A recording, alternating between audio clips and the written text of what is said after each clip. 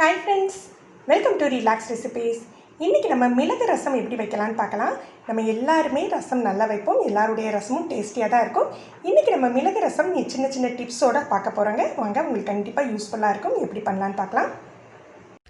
ஒரு பெரிய நெல்லிக்காய் சைஸ் புளி எடுத்துருக்கேன். இது இந்த பாக்கெட்ல வரும் இல்லையாங்க, கொட்டை நார் எதுவுமே இல்லாத புளி. அதனால இதை அப்படியே சேர்த்துக்கலாம். இதோட நல்ல கனிஞ்ச தக்காளியாக இருந்தால் தாங்க நம்ம கையில் மசிக்கல நல்லா வரும். கனிஞ்ச தக்காளியாக எடுத்துகிட்டு மேல் காம்பை மட்டும் வெட்டி எடுத்துகிட்டு இந்த காம்பு பகுதியில் வெட்டிட்டு சேர்த்துக்கலாம்.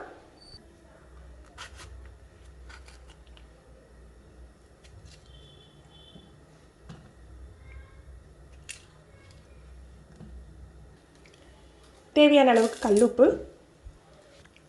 இதில் 1 கப் போல் சூடான வெண்ணெயை ஊற்றிக்கிறேங்க. இது அப்படியே இருக்கட்டும். அதுக்குள்ளே நம்ம ரசப்பொடி இடிச்சிடலாம்.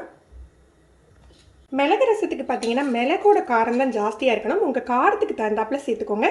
நான் இன்றைக்கி ஒரு 1.5 டீஸ்பூன் அளவுக்கு மிளகு சேர்த்துக்கிறேன். 1.5 டீஸ்பூன் ஜீரகம். இதை ஒரு தடவை சுற்றி எடுத்த பிறகு தான் நம்ம பூண்டெல்லாம் சேர்த்துக்கணும். இதில் ஒரு பச்சை மிளகாய், ஏற்கனவே நம்ம மிளகு ஜாஸ்தியாக போட்டுக்கணும். மிளகாய் ஜாஸ்தியாக போடக்கூடாது. ஒரு பச்சை மிளகாய், ஒரு 5-6 கருவேப்பிலை, ஒரு 6 பல் பூண்டு. பூண்டோட தோல் எடுக்க வேண்டாங்க, இதை சேர்த்துக்கலாம். இதை சேர்த்துட்டு இதோடையே நம்ம பெருங்காயத்தூள் சேர்த்துக்க போகிறோம். ஒரு 1/4 டீஸ்பூன் பெருங்காயத்தூள். இதை நம்ம மிக்சியில் சுற்றி எடுத்துக்கலாம். நைஸாலாம் அரைக்கக்கூடாதுங்க, ஒரு சுற்றி எடுத்துக்கலாம். இந்த மாதிரி சுற்றி எடுத்தாச்சு. இப்போ இந்த மசாலாவில் 1 ஸ்பூன் மட்டும் தனியாக எடுத்து வச்சுக்கலாம். ஏன்னா தாளிக்கையில் போட்டால் வாசம் சூப்பராக இருக்கும். இப்போ நம்ம தக்காளி புளி ஊற வச்சுருந்தோம் இல்லையா, இதை கையாலேயே நல்லா மசிச்சு விட்டுக்கோங்க. நம்ம வெந்நீர் ஊற்றி வச்சதுனால, ஹாட் வாட்டர் ஊற்றி இருந்ததுனால மசிக்கிறதுக்கு ரொம்ப ஈஸியாக இருக்குங்க.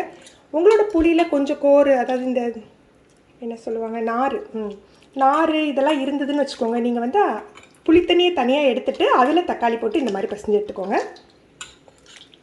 தக்காளி ஊறு தெரியாமல் பிசையக்கூடாதுங்க. இந்த மாதிரி கொஞ்சம் சின்ன சின்ன பீஸாக வர்ற மாதிரி மசிச்சு எடுத்துக்கோங்க. சில பேர் மிக்சியில் கூட அரைச்சி போடுவாங்க. மிக்சியில் போட்டதோடு இந்த மாதிரி நீங்கள் கையால் பண்ணிக்கிட்டிங்கன்னா உங்களுக்கு டேஸ்ட் நல்லாயிருக்கும்.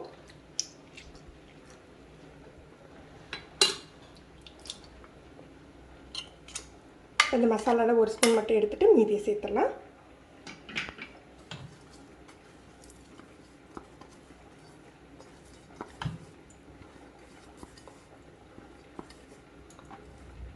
இதுலேயே உங்களுக்கு ரசத்துக்கு தேவையான அளவுக்கு தண்ணி சேர்த்துக்கோங்க. உப்பு காரம் எல்லாம் நம்ம செக் பண்ணி பார்த்துக்கலாம்.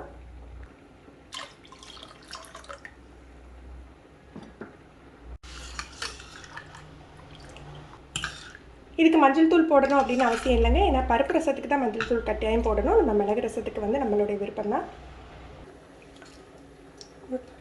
எண்ணெய் விட்டுக்கலாம். கடுகு, உளுந்த பருப்பு, கருவேப்பிலை, நம்ம எடுத்து வச்சோம் இல்லையா அந்த மசாலாவை எண்ணெயில் சேர்த்துக்கணும்.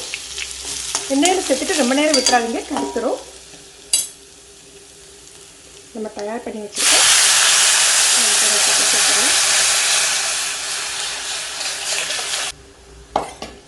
வழக்கமாக ரசத்தை நுரக்கட்டினாக்கில் ஈயச்சட்டியில் ரசம் வைக்கல நுரக்கட்டையிலேயே அணைச்சிடணும் அப்படிம்பாங்க. மிளகு ரசத்தை ஒரு கொதி கொதிக்க வைங்க. அப்போ தான் உங்களுக்கு அந்த மிளகோட எல்லா சக்தியும் அந்த ரசத்தில் உங்களுக்கு கிடைக்கும். கொதி வந்துட்டு இப்போ நம்ம மல்லி இலை சேர்த்துக்கலாம். மல்லி இலை சேர்க்கல நிறைய பேர் அந்த இலையை மட்டும் கிள்ளி சேர்ப்பாங்க. அப்படி சேர்க்காதீங்க. காம்பையும் நல்லா கழுவிட்டு காம்போடு சேர்த்துக்கோங்க. ஃப்ரெண்ட்ஸ், நம்ம மிளகு ரசம் ரெடி ஆயிடுச்சு. நீங்களும் இந்த ரெசிபி கட்டாயம் ட்ரை பண்ணி பாருங்கள். இப்போ உள்ள சூழ்நிலைக்கு மிளகு ரசம் ரொம்ப ரொம்ப நல்லதுங்க. இது நோய் எதிர்ப்பு சக்தியும் கொடுக்கும். அதே சமயத்தில் இருமல் சளி ஏதாவது இருந்ததுன்னா அதையுமே குணப்படுத்தக்கூடியதுங்க. நார்மலாகவே நம்ம ரசத்தை ஹெர்பல் சூப் அப்படின்னு தான் சொல்கிறாங்க. இதில் மிளகு அதிகமாக சேர்த்துருக்கிறதுனால இதுங்க நீங்கள் ட்ரை பண்ணி பார்த்துட்டு எப்படி இருக்குன்னு சொல்லுங்கள். இந்த வீடியோ மறக்காமல் லைக் பண்ணி ஷேர் பண்ணுங்கள். நீங்கள் ரிலாக்ஸ் ரெசிபீஸ்க்கு புதுசுனா நம்ம சேனலை சப்ஸ்கிரைப் பண்ணி கீழே உள்ள பெல் பட்டனை ப்ரெஸ் பண்ணுங்கள். அப்போ தான் நம்ம சேனலில் போடுற புது வீடியோக்களோட நோட்டிஃபிகேஷன் உங்களுக்கு இமீடியட்டாக கிடைக்கும். தேங்க்யூ.